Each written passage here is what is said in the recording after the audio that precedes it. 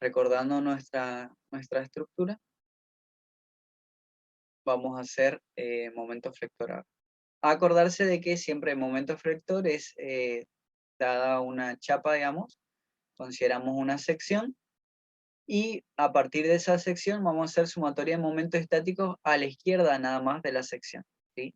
Eso nos va a determinar el momento flector en dicha sección, ¿sí? O bien si podemos hacer lo mismo a derecha, pero cambiándole de signo, ¿sí? Eh, por ejemplo, si acá me da negativo, yo voy a calcular acá y va a ser positivo, pero al cambiarle de signo me queda otra vez el negativo. ¿Por qué? Porque el momento flector siempre es a izquierda de la sección. El momento flector es el momento que te genera la flexión en dicha sección, por eso se considera siempre a la izquierda. Antes de calcular los momentos flectores, siempre lo primero es determinar los puntos críticos o los puntos donde vamos a calcular dichos momentos flectores. Siempre los puntos críticos, digamos, los puntos clave en donde tenemos que calcular serían, dada una estructura, ¿cierto? No importa la forma que tenga, está solicitada por carga, etcétera. No hace falta ahora aclarar. Para cada sección, de toda la estructura, yo voy a tener un valor de momento flector, ¿sí? Por lo general, la mayoría de los casos, el momento flector a lo largo de toda la estructura es variable, o sea, va variando a medida que va avanzando en la estructura. Pueden haber tramos donde sea constante, digamos, pero por lo general en toda la estructura varía, ¿sí? Eh, y para poder hacer los diagramas, no nos vamos a poner a calcular los momentos flectores en las infinitas secciones que hay. Entonces lo que se hace es determinar, lo que sí sabemos es que esa variación siempre tiene una forma de variar, o varía linealmente, o varía cuadráticamente, o varía cúbicamente, ¿sí? Son funciones, ¿no? Eso después en la teoría la puedes buscar y ver en el FLIES, por ejemplo.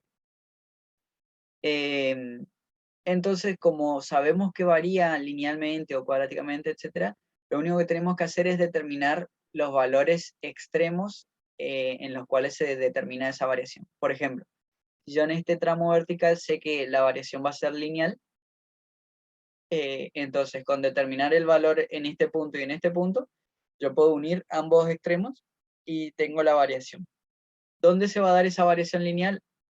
Cuando tengamos eh, eh, solamente aplicadas cargas puntuales o no ninguna carga aplicada, digamos, en ese tramo, ¿sí? Ahí hay una variación de momento flector lineal, ¿sí? Que sería, por ejemplo, así, entre este punto y este punto. Después pueden haber variación del momento flector de forma cuadrática. Entonces, por ejemplo, planteo acá y acá, calculo su valor de momento flector, y yo en este tramo sé que la variación es cuadrática, es decir, una función cuadrática. ¿Cuándo se dan estos casos? Cuando la carga que está actuando es uniformemente distribuida, ¿sí? Y por último, el otro caso conocido es que eh, puedo calcular los valores extremos y la unión entre ambos se da por una función cúbica, que creo que es una cosa así, recordando. Pero eso se da, por ejemplo, cuando tenemos cargas triangulares, ¿sí? Es muy raro que les den cargas triangulares en los ejercicios, pero puede pasar. Su forma de construir el diagrama momento flector también tiene su método, igual que la, la- las parábolas de cuando hay carga distribuida, tiene el método de las tangentes. Para las parábolas cúbicas también hay su método, pero como no es un caso normal, generalmente no lo dan, digamos, y tiene su vuelta, tiene más pasos. Entonces, por esa razón es que nosotros necesitamos determinar esos puntos críticos que nos van a permitir dibujar nuestro diagrama, ¿sí? Entonces, en síntesis, los puntos críticos son los puntos extremos que nos aseguran que entre dos puntos extremos yo tengo una variación del momento flector conocida, ¿sí? Entonces, por ejemplo, para enumerarlo así de forma general, tenemos los puntos extremos, o sea, los extremos de chapas son un punto. Los apoyos son un punto. Los puntos de aplicación de momentos, los puntos de aplicación de cargas, ¿sí? El inicio y el fin de una carga distribuida. Los nudos. Los nudos. Los nudos también. Y bueno, las articulaciones, si bien dijimos que sí o sí van a ser 0, también podemos calcular antes y después. ¿Por qué? O sea, este punto crítico vale, digamos, tanto para momento flector, corte y normal. Entonces, en algunos casos también nos sirve más que nada para los otros. Entonces, acá tenemos el punto A, ¿sí? Que es un punto crítico, el nudo D, ¿sí? Que le podemos especificar acá, este va a ser 1, este va a ser 2, este va a ser 3. Tenemos el nudo E, tenemos este punto que no tiene un nombre, le podemos llamar F. Y acá vamos a tener F1 y F2. Después tenemos K, antes y después. Tenemos B1 y B2. Esto lo aclaro también porque es antes y después. Tenemos el punto de aplicación de la carga de esta P2, que lo vamos a llamar G. Y tenemos 1 y 2 también. Bueno, ahí después lo hacemos un zoom a eso. Tenemos K2, antes y después también. Y después ya tenemos el punto C. ¿Por qué no entro acá adentro? Porque el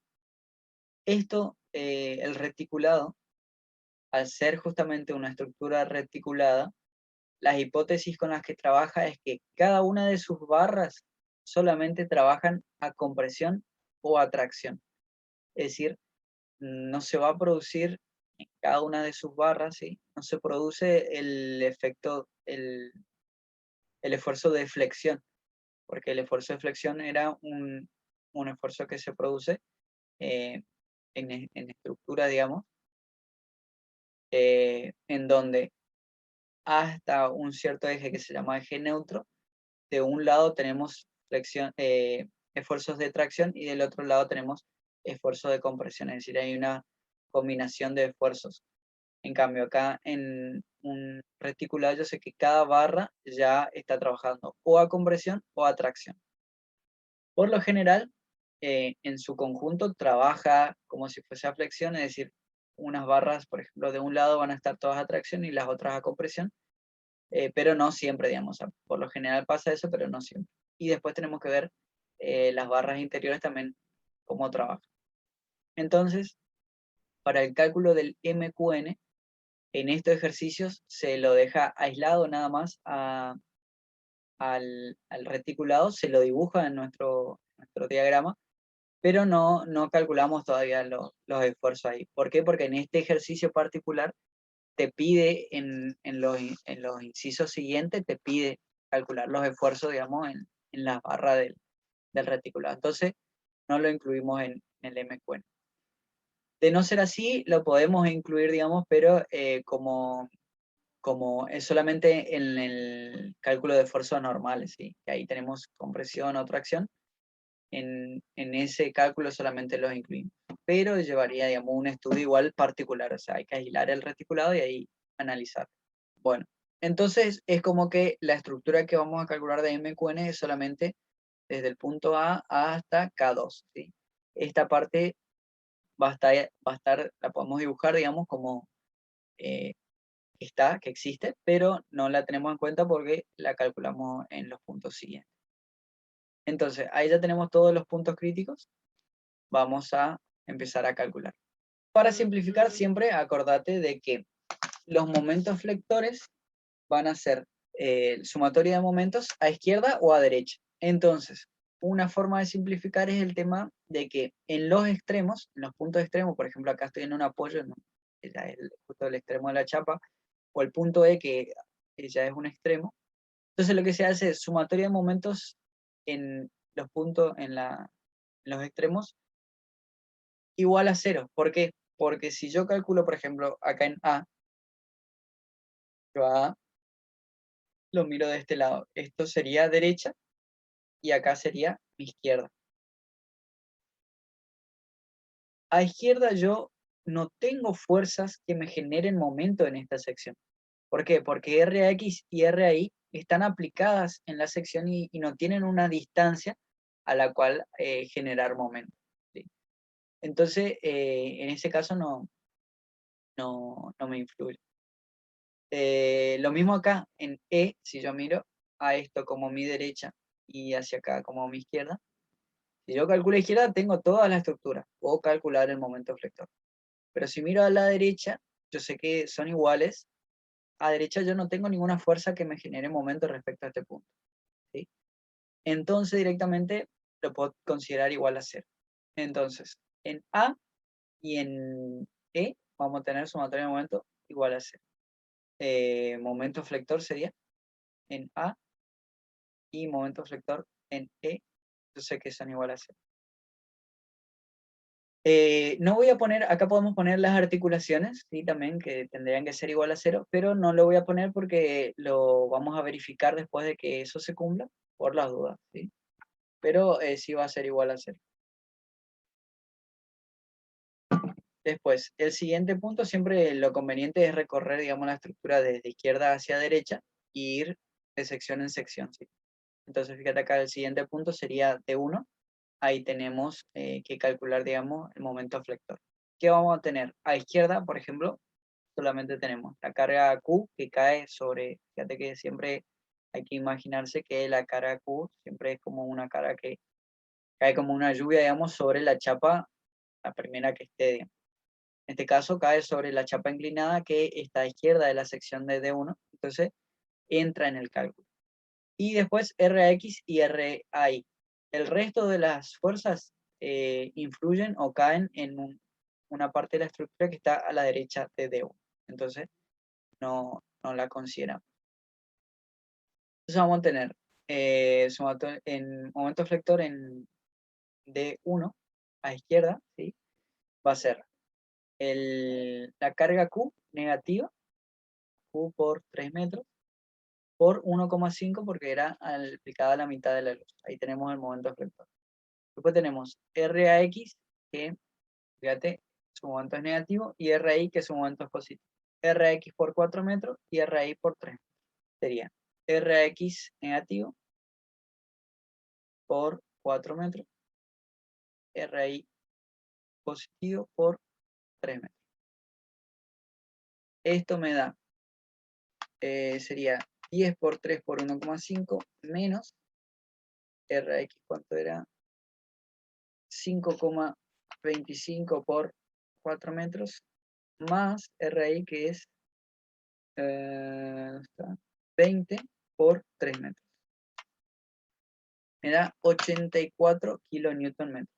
Ahora, en este caso, fíjate que yo tengo ya calculado el valor de momento flector en A, lo conozco el valor del momento flector en D, tengo que ver cuál es la variación en ese tramo entre A y D1.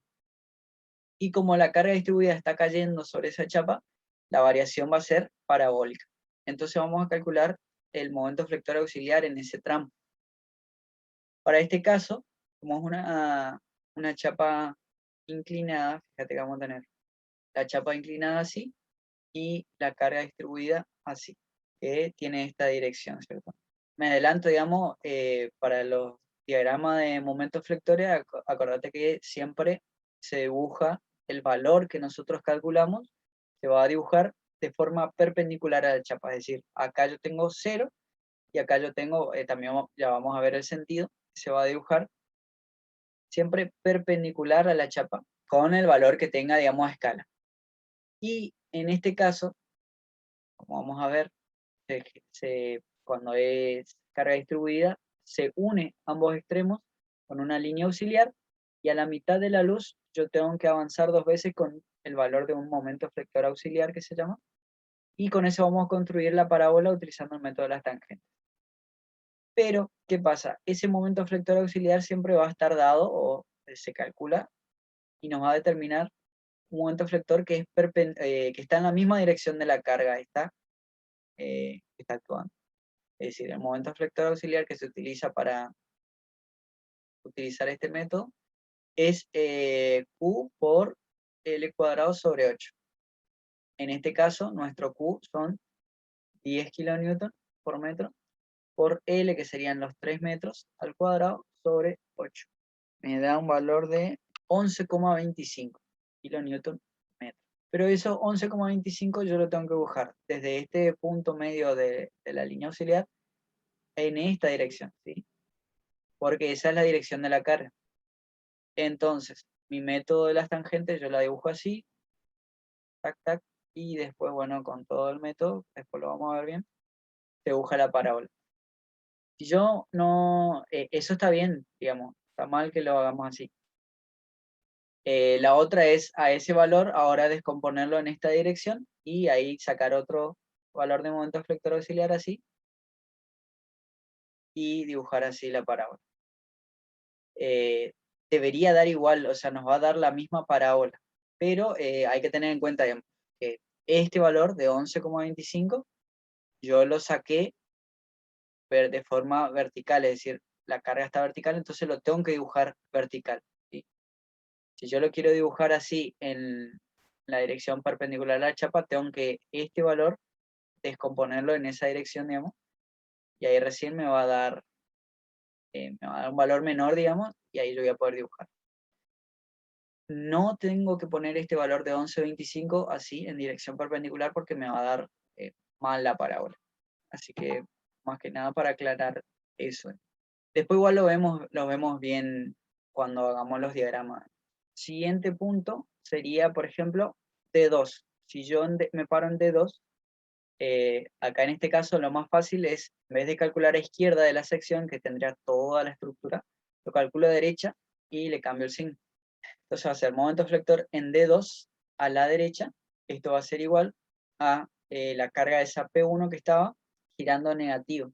Pero le voy a anteponer a esto el signo menos de, porque estamos calculando a la derecha. Entonces va a ser menos P1 por la distancia que son 2 metros. Esto me da menos acá y con este menos se queda positivo. Esto es igual a 2 por 2, 4 kilonewton metro. Después, momento flector en T3. Fíjate que si ahora ya estoy acá, voy a incluir RI, RX, Q y también P1, porque P1 está actuando acá en esta parte de la estructura que se conecta a D3 a través de acá, ¿sí? Entonces ahí tenemos que calcular ese valor. Momento flector en D3, a izquierda nada más, y es todo esto igual de acá arriba, podemos ponerlo, digamos, igual, de 4 kilonewton, y se agrega el P1, que era menos P1 por 2 metros, que es 4, entonces me queda 80 kilonewton metros. Siguiente punto, fíjate, F1 que voy a tener. La carga Q, que va a ser Q por 3 metros, pero ahora la distancia va a ser el 1,5 más el 2 metros que tengo hasta F1. Sería 3,5. Después tengo RX negativo, ¿cierto? Por 4 metros, que eso no se modifica. RI ahora va a ser positivo, pero la distancia va a ser otra. Va a ser 3 metros más el 2 metros hasta F. Tenemos 5 metros. Después, el P1, también negativo, menos P1 por 2 metros, eso no se modifica. Y esto nos da 180 kilonewton metro. Después, momento flector fíjate que eso fue F1, esta sección. F2 es acá, es después de la aplicación de M. O sea que son dos secciones infinitamente próximas, pero una va a estar una no contiene, que F1 no contiene todavía al momento M, y F2 sí lo va a contener, es decir, va a ser todo este mismo cálculo, que nos daba 180 kilonewton metros. ¿Por qué? Porque no se modifican las distancias al ser dos secciones infinitamente próximas. Y le agregamos el momento, que es más 50 kilonewton metros. Esto es M, digamos, que era, fíjate, positivo. Entonces ahí me queda 230 kilonewton metros. Después, en K1, yo voy a calcular acá solamente para verificar el Q por 3 por, en este caso ya no va a ser 3,5, va a ser 3, 7, no, perdón, 4 más 1,5 sería. a ver, sí, 4 más 1,5 es 5,5. Después tenemos menos RX por 4 más RI. Ahora sí, RI cambia su distancia, que va a ser 3 metros hasta acá, y 4 metros son 7 metros. Y P1 tenemos menos P1 por 2 metros se mantiene, y más M. Esto va a ser igual a 330. A ver, esto está bien. Ahora tenemos Q por 3 por, fíjate, serían 4 y 1,5, 5,5. Gira a negativos. Este está mal, che. Todo esto era negativo. En D1 gira negativo, en D3 gira negativo. Sí, gira negativo. A ver, voy a corregir eso rápidamente. Sería, bueno, este voy a borrar, este voy a borrar, este voy a borrar.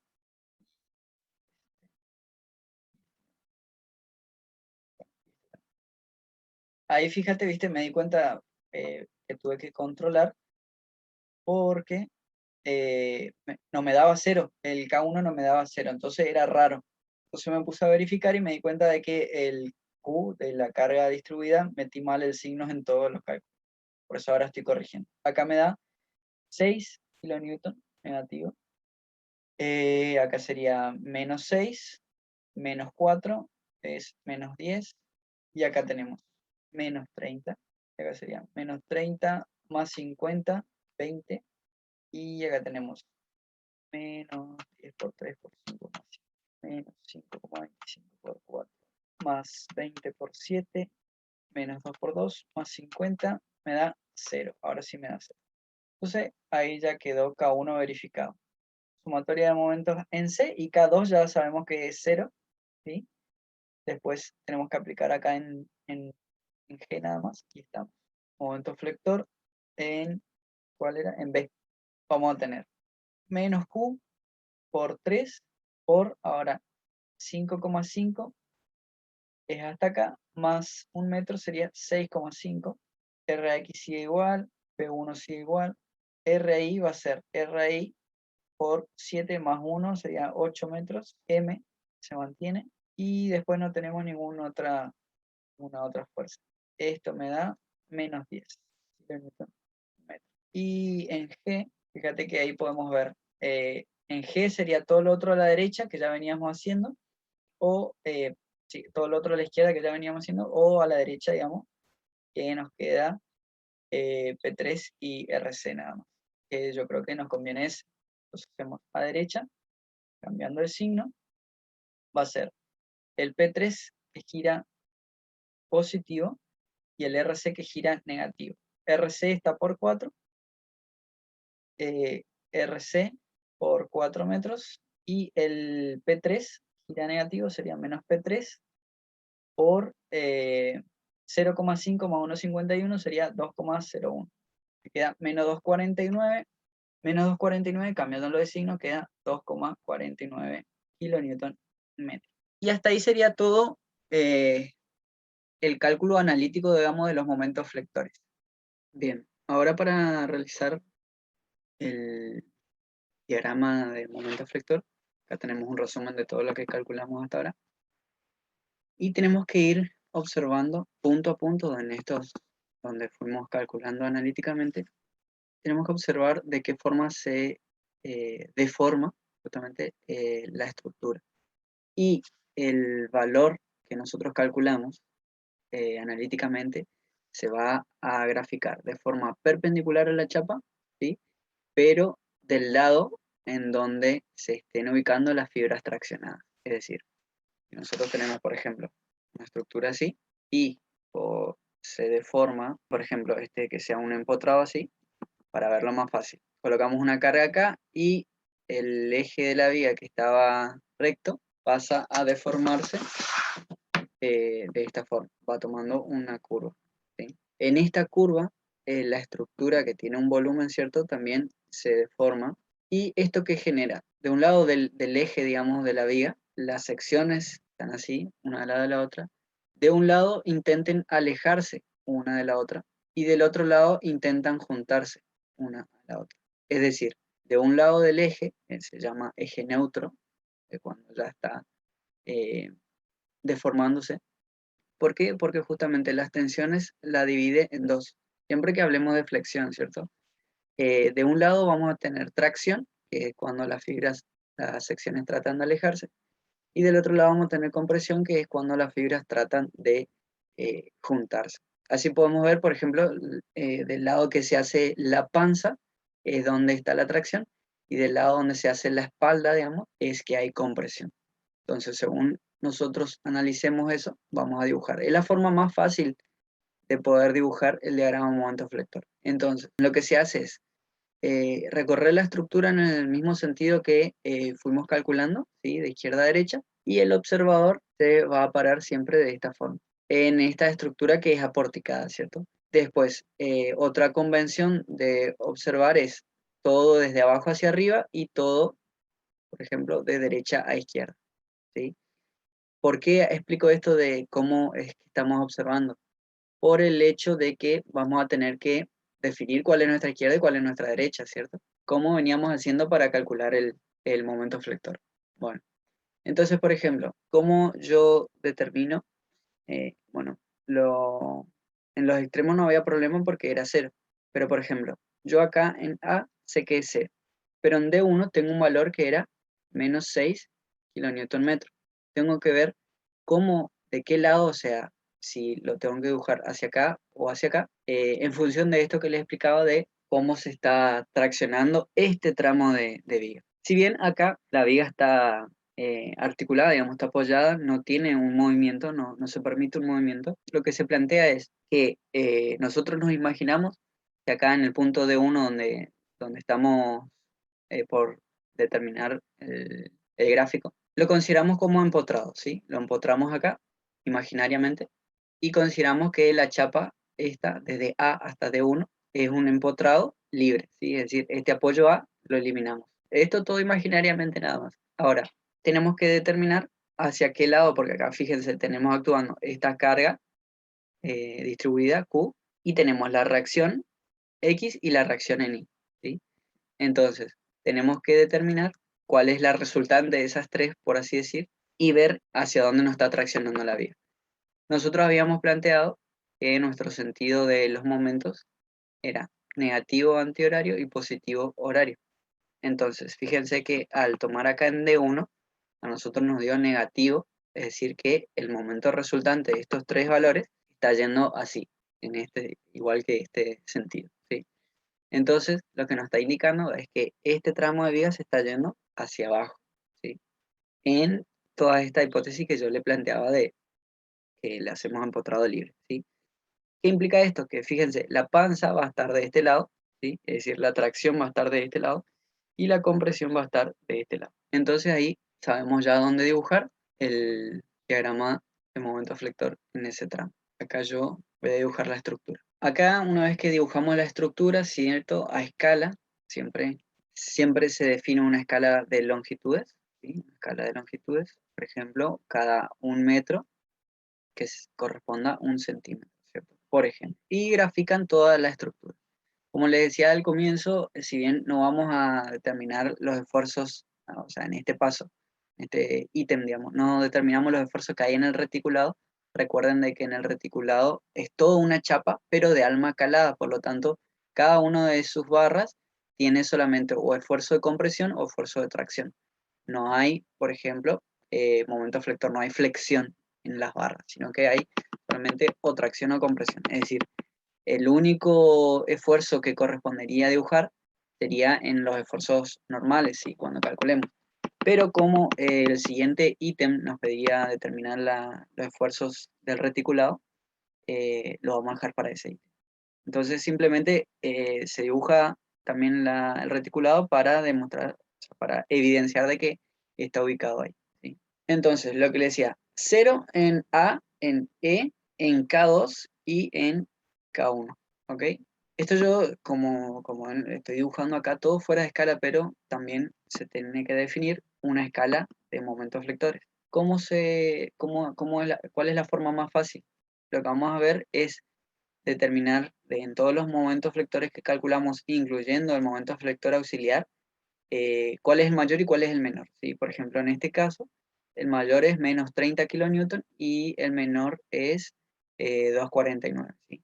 Entonces habría que definir una escala de forma tal de que se pueda graficar lo mejor posible uno y otro, ¿sí? Entonces, si yo pongo, por ejemplo, 10 kilonewton metros por centímetro, esto va a equivaler a 3 centímetros, ¿sí?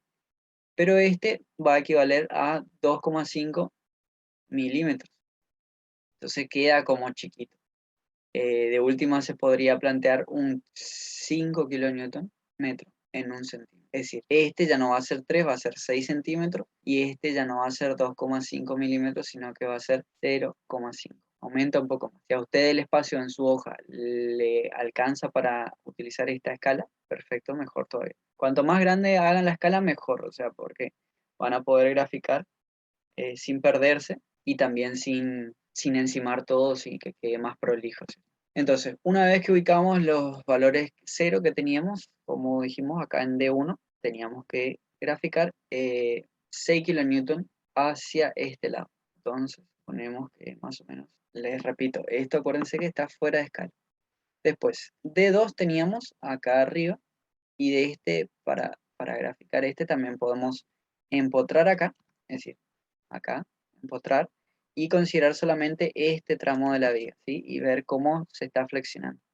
Acá vemos más sencillamente que la fuerza la está llevando hacia la izquierda, por lo tanto, la tracción va a estar del lado derecho.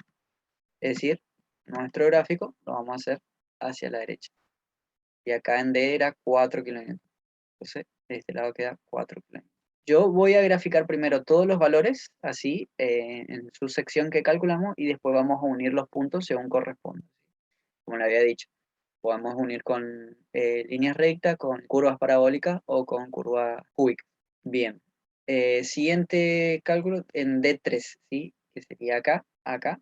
De igual forma, yo empotro en D3 y veo todas estas fuerzas si me llevan hacia abajo o hacia arriba. Es decir, me imagino como si fuese que esto es una viga así y todas estas cargas están actuando y lo van a flexionar hacia abajo o hacia arriba, ¿sí? Y como dio negativo y esto estaba calculado así, es el momento resultante total hace este giro, es decir, que la viga lleva hacia abajo. Entonces, la tracción va a estar de este lado. Vamos a dibujar hacia arriba. Y esto, fíjense, son 10 kilonewtons. La ubicación del valor que trazamos perpendicular a la chapa puede, o sea, en teoría está todo en el mismo punto, ¿sí? Pero lo separamos un poquito para que no se encime y se entienda lo que estamos haciendo. Bien, después F1 era menos 30 kilonewton nuevamente. En este caso estamos acá aproximadamente. Y tenemos F1 y F2. F1, fíjense que nos da menos 30 kilonewton.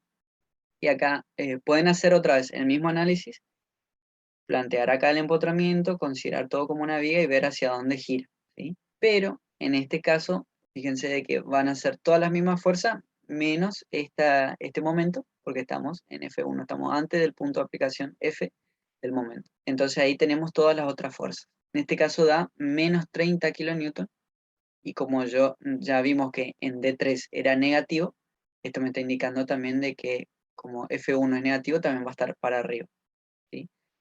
Es decir, podemos hacer esos dos caminos, o analizar otra vez como veníamos haciendo, empotrando y viendo cómo se flexiona, o considerando el mismo signo que ya veníamos, como están en la misma dirección, es decir, sobre la misma chapa, en el mismo sentido, en la misma dirección, van a tener el mismo signo.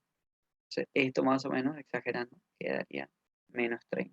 Después tenemos F2, después de ya aplicado el momento, fíjense que cambia de signo, es decir, F2 lo lleva a 20 kilonewton más o menos.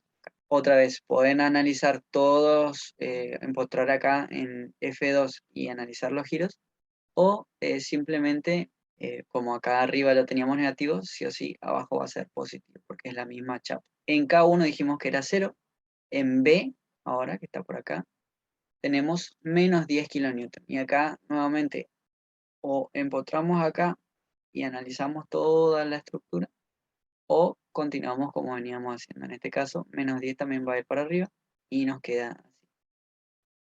Y después en G teníamos 2,49 positivo, es decir, que está más o menos por acá, una cosa así, y el 0 de K2. Bueno, una vez que tenemos todos los valores, dijimos que teníamos que ir uniendo con líneas rectas o con curvas parabólicas. En este caso, por ejemplo, entre K2 y G no hay carga distribuida, por lo tanto se une con una recta. Entre G y B, también con una recta. Entre K1 y B, también con una recta. Y así todos los lugares en donde no hay carga distribuida se une solamente con una recta. Siempre entre los valores calculados o graficados próximos. Después, estos dos también no hay carga distribuida. Y el único tramo donde había carga distribuida era este. Entonces, en este caso vamos a trazar una línea auxiliar que una ambos puntos. ¿Sí? Marcamos la mitad. ¿Sí? Y ahí en la dirección de la carga, o como les había explicado, según cómo esté calculado el momento efector auxiliar, trazamos dos veces su valor. En este caso estaba hacia abajo, entonces vamos 1 acá y 2. Y ahí trazamos, bueno, todo lo que hablamos de el método de las tangentes. Y más o menos la curva debería quedar así. Bien. Y ahí hacemos el rayado siempre perpendicular a la chapa, según corresponda al tramo. Y lo que les decía de que para terminar el gráfico, siempre recuerden de colocar los valores. Por ejemplo, acá menos 30 kN/m, acá es 20 kN/m, acá este valor era 4, este valor es menos 10 kN/m, y así colocar los valores en todos los puntos. Ahora vamos a hacer el cálculo, todo esto como hicimos, cálculo analítico y después el gráfico para el esfuerzo de corte. Para el esfuerzo de corte hay que recordar de que lo que calculamos es a partir de una estructura, ¿cierto? Planteamos o seleccionamos una sección para analizar. El esfuerzo de corte va a ser igual a toda la sumatoria, o sea, la sumatoria total de las fuerzas tangenciales a la sección que estén a la izquierda de la misma. Es decir, todas las fuerzas que sean tangenciales a la sección estén a la izquierda de la misma. Si está en nuestra sección, todas estas fuerzas se suman, ¿sí? Y se determina acá en este punto, en esta sección, el valor del esfuerzo de corte, ¿sí? O bien del lado derecho, pero cambiándole el signo, ¿sí? Entonces, lo que hay que ver primero siempre es hacer una descomposición de las fuerzas para que podamos analizar fuerzas que están exactamente perpendiculares a la chapa. Es decir, por ejemplo, este caso que vamos a tener, vamos a ver primero, del primer tramo tenemos una chapa inclinada, ¿cierto? En donde, fíjense que en un extremo tenemos el RAI y el RAX, ¿sí? Que están llegando. Y a su vez después tenemos la carga Q distribuida así. Nosotros vamos a tener que descomponer en fuerzas que sean perpendiculares a la chapa. Esta fuerza Q viene así, vamos a necesitar distribuirla en una que venga así. ¿Cómo hacemos eso? Lo que yo les recomiendo es plantear todos los ángulos que estén en juego. Es decir, esto lo prolongamos así, esto lo prolongamos así, esto lo prolongamos así, y armamos así como un asterisco de todos los ángulos que están en juego. El que conocemos era este, que era alfa. Después tenemos beta, y ahí se va repitiendo alfa, beta, alfa y beta. Donde alfa nosotros teníamos que era 53 grados y beta es su complementario. Es decir, va a ser 90 grados menos 53, sería 37 grados. Entonces ahí vamos a ir analizando, por ejemplo, el RAX perpendicular y el RAI perpendicular. ¿Cuánto van a valer? El RAX perpendicular va a ser igual a el RAX por, fíjense que podemos hacer coseno de beta o seno de alfa. Entonces, coseno de beta y obtenemos. Y el RAI perpendicular va a ser igual al RAI, en este caso, coseno de alfa. Y ahí obtenemos sus valores. Y fíjense, para hacer los cálculos de esfuerzo de corte hay que definir una convención de signos, digamos, para que podamos sumar o restar los valores. Lo que yo hago es siempre, siguiendo el sentido de la chapa, digamos, siempre vamos a ir de izquierda a derecha. Entonces, yo voy a estar observando a la chapa así y voy a tener a derecha positivos, hacia la derecha va a crecer como positivo y hacia la izquierda como negativo. Esto nos va a servir para esfuerzo normal. Y para corte, considero que lo que esté subiendo va a ser positivo y lo que esté bajando va a ser negativo. Entonces, en este caso, RAX perpendicular va a ser negativo y RI perpendicular va a ser positivo. Para, o sea, este signo se considera en la sumatoria de fuerzas nada más, ¿sí? Entonces, en este caso vamos a tener 5,25 por el coseno de beta, que era 37 grados. Esto me queda 4,19 kilonewton. Y RI va a ser 20 por coseno de 53. Queda 12,04 kilonewton también. Entonces, con estos dos valores yo ya puedo calcular el corte, el Q, en A. Vamos a calcular los cortes y vamos a calcular el Q en A. ¿A qué va a ser igual? Fíjense, nos paramos en Q, en A y miramos a izquierda. Solamente entran en juego estas dos. Entonces, voy a tener el 12,04 menos el 4,19. Esto me da 7,85 kilonewton. Y este ya es el corte en A. El siguiente punto a analizar es D1. Y ahí fíjense que ese valor de RAX y RAI se mantiene. Y el que va a modificar el valor del corte va a ser la carga Q distribuida. Esta carga Q distribuida también la tenemos a este mismo razonamiento.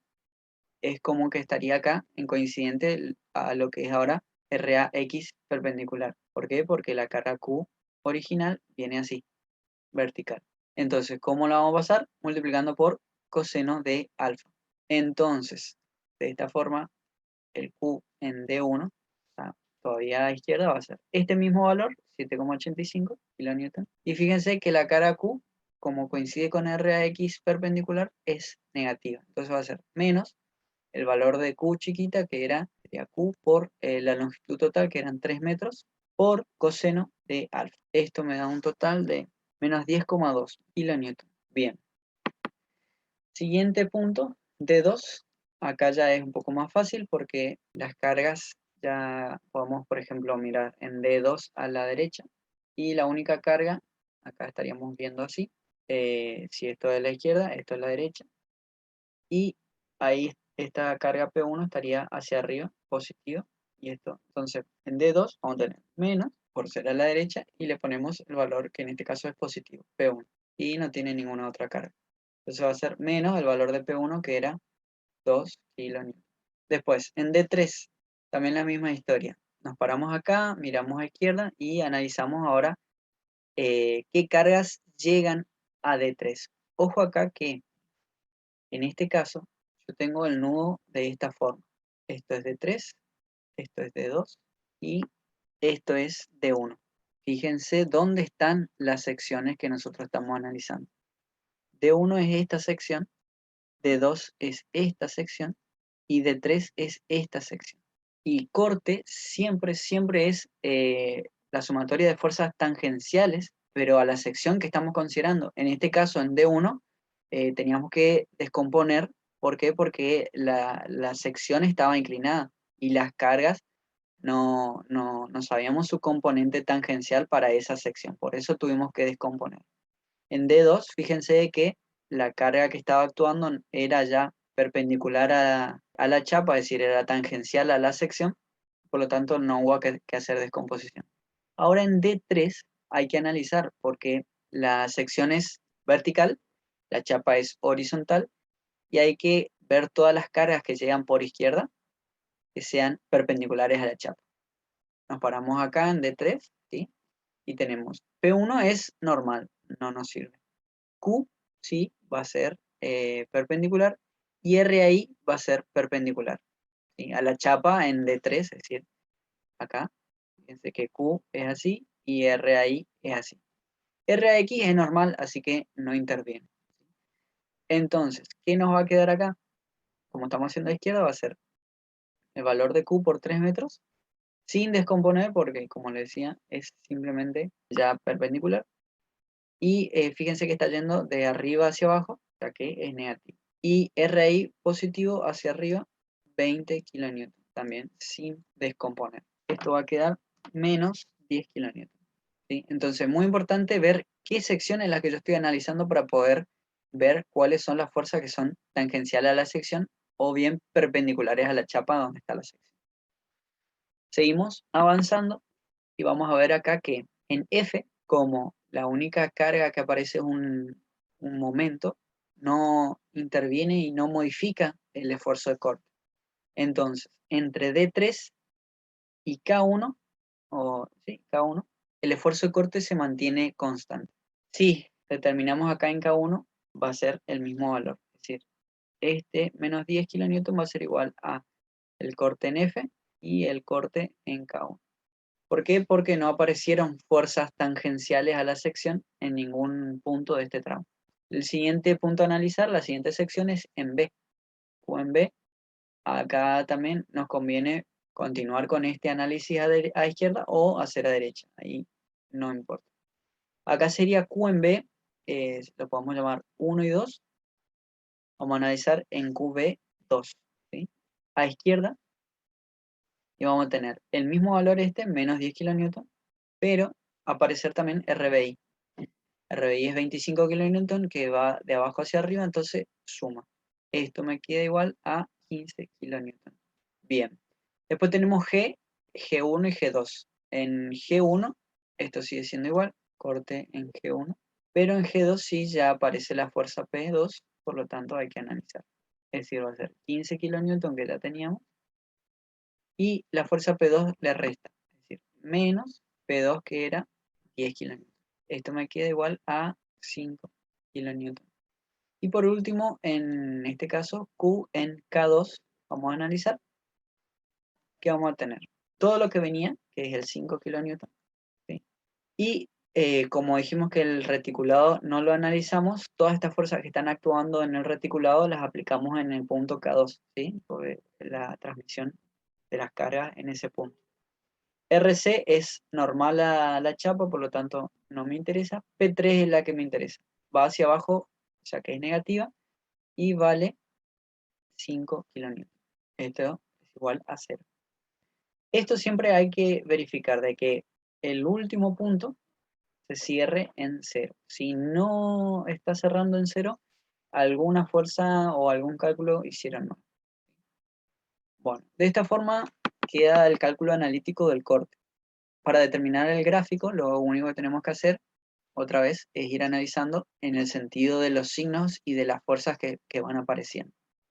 Lo que yo recomiendo es analizar así como hicimos este nudo y como fui explicando después paso a paso de determinar un punto de visión y así hacia arriba, hacia abajo están positivos o negativos, ¿sí? Pero ojo que pasa lo siguiente, nosotros tenemos que ir recorriendo la estructura según las fuerzas que fueron apareciendo. Por ejemplo, en A dijimos que quedaba 7,85 positivos.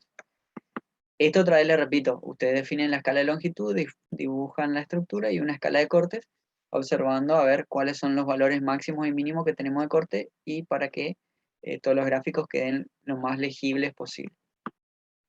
Entonces, acá por ejemplo, en A, entonces era positivo, dije, 7,85, va a ser más o menos, voy a dejar ahí.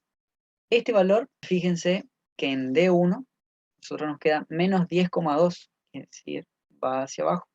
Y acá esto cerraría así. Lo que hay que ir analizando es, en este caso, fíjense, aumentó RI, fue hacia arriba, a ver. Esta es la resultante en este punto, ¿sí? 7,85. Y después fue disminuyendo en función de esta carga Q, ¿sí? Por eso es que se va acercando al 0 que viene a ser la chapa y sigue disminuyendo hasta acá abajo. Y ahí quedó esta fuerza en este punto. Entonces, en función de este sentido que le damos a los extremos, nosotros definimos el signo del corte. Fíjense que según la flechita que le ponemos al extremo, vamos a hacer una raya y del lado que conocemos, trazamos igual, ¿se ve? Y el otro va a ser el lado contrario. Y así lo mismo acá. En este caso yo conozco este lado y el otro es el contrario. Y así nos va quedando el signo del esfuerzo de corte. Seguimos acá en D2, en este caso, como el punto E es un extremo, yo ahí tengo que cerrar en 0. ¿sí? 0 siempre es mi chapa, ¿cierto? O sea, yo tengo que, con esta fuerza P1 que está aplicada en E, yo tengo que cerrar acá. Es decir, sí o sí, en este punto, fíjense, teníamos en D2, era menos, como yo estoy mirando, es hacia acá abajo. Lo vamos a hacer más chiquito. Esto sería así. Es decir, en este extremo yo sé y estoy seguro de que como tiene que cerrar con P1 en E, la fuerza acá va a ser así. Entonces ahí yo ya me aseguro de que si este lado tiene este sentido, el otro lado va a tener el otro sentido. Pero esta fuerza viene a ser como la resultante de todo el resto de la estructura que se compone, digamos, y termina siendo esta resultante. Pero la que yo conocía y era más fácil de determinar era esta. Entonces, fíjense, según el sentido que nosotros habíamos dado, negativo era hacia abajo y acá en D2 me daba negativo. Por eso fuimos hacia abajo. Y ahí otra vez el sentido del gráfico. Después, en D3 nos quedó negativo. Otra vez, acá en este caso estamos mirando acá porque de este lado era la izquierda, de este lado a la derecha, entonces negativo es hacia abajo. ¿sí?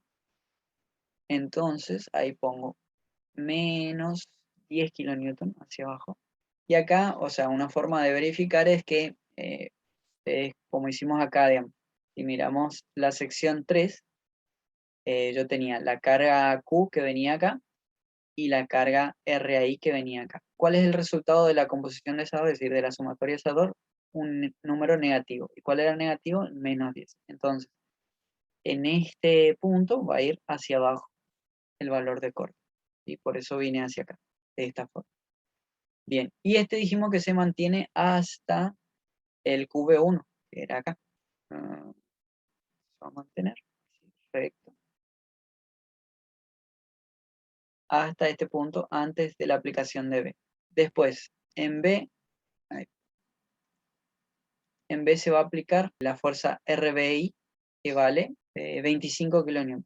Entonces de acá va a ir hacia arriba. Desde acá hasta acá tiene 25 kN, por eso el resultado desde acá hasta acá son 15, pues la parte de abajo tenía 10. Bien. Después se mantiene ese valor, se mantiene hasta la aparición de P2, en donde baja 10 kN. Queda así. Ese valor se mantiene hasta K2, donde aparece, dijimos, el último que era P3, que cierra con 5. Entonces, lo que quería mostrarles es esto de cómo ir recorriendo. Arrancamos desde 0, ¿sí? Y recorremos toda la estructura y terminamos en 0. De esa forma, a ustedes les queda armado el diagrama de fuerza de corte. Y acá, nuevamente, recordar de colocar siempre todos los valores, ¿sí? Y el rayado este que indica que sección a sección nosotros sabemos que hay un valor de esfuerzo de corte, pero solamente calculamos los puntos extremos porque conocemos su variación. Entonces, este rayado simplemente nos está indicando eso, de que cada sección hay un valor de esfuerzo de corte. Una vez que terminamos todo, ese sería el diagrama de esfuerzo de corte. Repito, esto no está a escala, así que prácticamente debería quedar este esquema, pero ustedes si lo realizan a escala, les va a quedar mejor. Ahora pasamos al diagrama y el cálculo analítico del esfuerzo normal. Bueno, para el esfuerzo normal va a pasar lo mismo que vimos hoy para el esfuerzo de corte. Vamos a tener que descomponer las fuerzas, pero ahora en vez de que sea en la dirección perpendicular, que sea en la dirección normal a la chapa. O bien la dirección perpendicular a la sección de la chapa. Esto era RAX, por ejemplo, para este primer tramo, y RI, ¿sí? Y este era Q. Nosotros vamos a tener que descomponer a Q, por ejemplo, en esta dirección, y a RAX y RI en esta dirección. Entonces, este va a ser RAX, vamos a poner paralelo, que también va a coincidir con el RI, que es paralelo. ¿sí? Y este de acá va a ser el Q paralelo. El RAX paralelo es igual al RAX por, fíjense, coseno de alfa. Y el RI paralelo es igual a el RI por, fíjense, coseno de beta. Estos dos valores tengo que son RX es 5,25 por coseno de alfa, queda 3,16. Y RI es 20 por coseno de 37, queda 16. Bien. Otra vez el mismo, lo que les decía hoy de los signos, de todas las fuerzas que vayan de izquierda a derecha van a ser positivas y todas las que vayan de derecha a izquierda van a ser negativas. ¿Sí? Esto es simplemente una convención de signos para poder hacer la sumatoria de fuerzas. Entonces, el esfuerzo normal en el punto A, en la sección A, va a ser, entonces, eso normal, vamos a tener en A, fíjense que en línea RAX y RAI tienen el mismo sentido, es decir, las dos van a ser positivas y va a ser 3,16 más 16, es decir, va a ser 19,16 kilonewton en esa sección, ¿sí? Acá. Y después, la siguiente es N en D1. Acá vamos a tener estas mismas fuerzas, es decir, 19,16, pero ahora va a aparecer también la componente de, el esfuerzo de corte, que como vemos acá va a estar restando del esfuerzo de corte de la carga Q distribuida, ¿sí? Que va a ser el Q chiquita por 3 metros, que ya estamos en el extremo, es toda la longitud, por fíjense, el coseno de beta. Esto va a ser igual, entonces me queda menos 4,8 kilonewton. Fíjense, vamos a calcular todo analíticamente y después vamos a ir analizando barra a barra cuál es el efecto que se está produciendo. En D2, otra vez, si miramos a la derecha, paramos acá, miramos a la derecha, no hay fuerzas normales, entonces en D2 es 0. En D3, otra vez, nos paramos acá y como habíamos visto hoy, tenemos que ver a izquierda o a derecha. En este caso, si vemos a izquierda, las fuerzas que son normales van a ser P1 y RX. Y fíjense que RX estaría positivo y P1 estaría negativo. Entonces, en D3 va a ser RX, que es 5,25, menos P2, que era 2. Que queda 3,25 kilonewton. Bien. Acá pasaba lo mismo que hoy en el esfuerzo de corte. Como no hay ninguna fuerza o ninguna componente, en este caso, perpendicular a las secciones, en todo este tramo, no, el esfuerzo normal se mantiene constante en todo este tramo, hasta que aparezca una fuerza que modifique ese estado. En este caso, esa fuerza aparece recién en el punto B, es decir, en B2 vamos a cambiar. Es decir, este valor va a ser igual para todos estos puntos, para F1, F2, K1, B1, ¿sí? En B2, la normal, en B2 va a cambiar y va a ser ese 3,25, y fíjense que RBX va a estar restando menos, que sería 5,14. Esto es igual a menos 1,89. Bueno, y acá fíjense que RBI y P2 y P3 son tangenciales a la sección, no entran en el esfuerzo normal. Y en K2, la otra que va a estar involucrada en el esfuerzo normal es RC. Entonces, N en K2, fíjense, va a ser el menos 1,89 que teníamos, más este RC, que era también 1,89, que hace. Sucede lo mismo que en el esfuerzo de corte, tendría que cerrar en 0 para que esté bien, para que esté correcto. De esa forma tenemos el cálculo analítico del esfuerzo normal. Ahora pasamos al gráfico.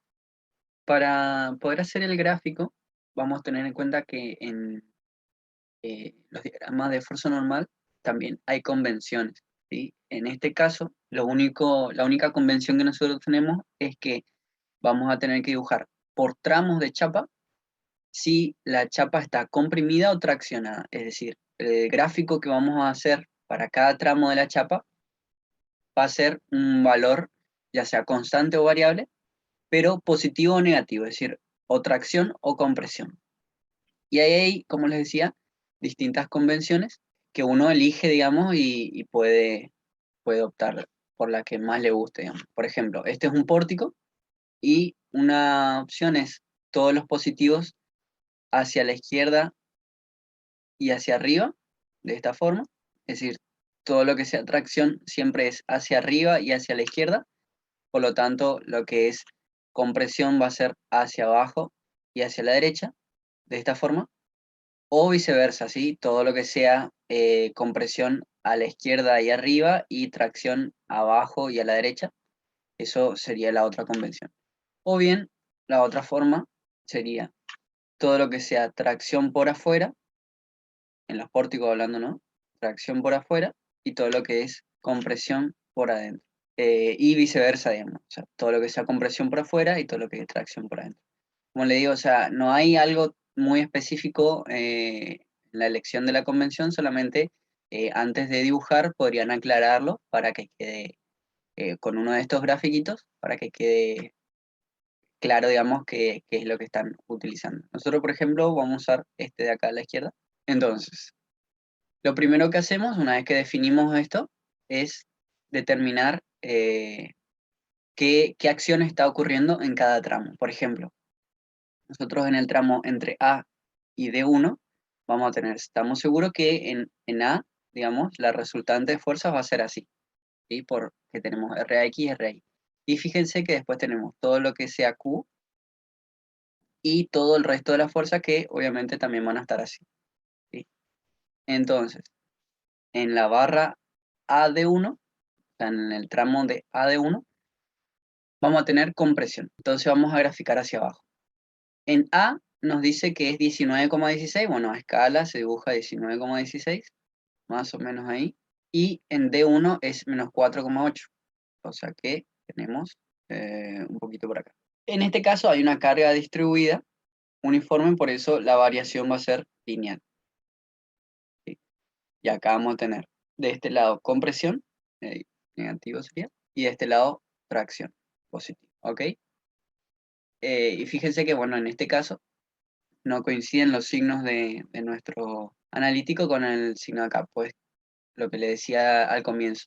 Los signos del analítico es solamente referenciales, digamos, para saber qué vamos a sumar y restar, y el signo que va según el esfuerzo lo tenemos que analizar con las barras y las fuerzas que están actuando sobre cada barra. Así no se confunde, digamos, porque por ahí toma mal la convención de signo y si se guiaban acá iban a poner este positivo en NA como tracción y este negativo como compresión y no es así, es al revés, ¿sí? Por eso yo les recomiendo, tomen una convención de signo para hacer las sumatorias y después analicen barra a barra cuál es el esfuerzo que está actuando en cada una de ellas, ¿sí?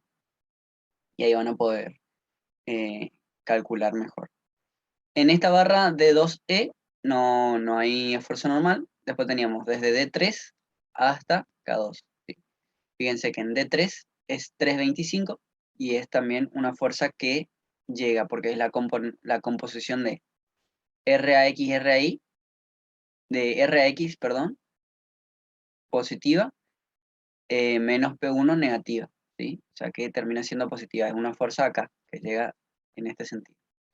Y después fíjense que la única que se le opone va a ser acá en B, RBX, y después acá en C, RC, ¿sí? En K2, digamos, RC. Esa sería la fuerza. Entonces, nos va a quedar más o menos así. Dijimos que compresión hacia abajo, entonces acá, como se está comprimiendo, va a ser 3,25 hacia abajo. Un poquito ahí. Después teníamos, se mantenía ese valor hasta B, en donde se reducía a menos 1,89. O sea que pasaba al otro lado. Y finalmente acá cierra con 1,89. De esta forma tenemos todo ese tramo en compresión y este tramo en tracción. ¿Sí? Tracción acá, compresión acá. Y bueno, como les decía, ya en el reticulado vamos a analizar ahora en el siguiente paso cuáles son las tensiones normales que están, las tensiones axiales, digamos, que están trabajando en cada una de las barras del reticulado. Del resto de la estructura, este sería el diagrama de fuerza normal. Recuerden siempre colocar, digamos, los valores de las tensiones de las solicitaciones calculadas. Por ejemplo, acá serían menos 1,89. En este valor sería 3,25. Acá teníamos menos 4,8 y acá teníamos 19,16. Esto también como los 3 diagramas, se le hace el rayado para evidenciar de que las solicitaciones existen en cada una de las secciones y simplemente se calculan las extremas, digamos. Entonces, esta raya nos evidencia justamente que en cada una de las secciones hay un valor de solicitación. Bien. Y hasta ahí serían los diagramas MQN, tanto su cálculo analítico como su diagrama justamente.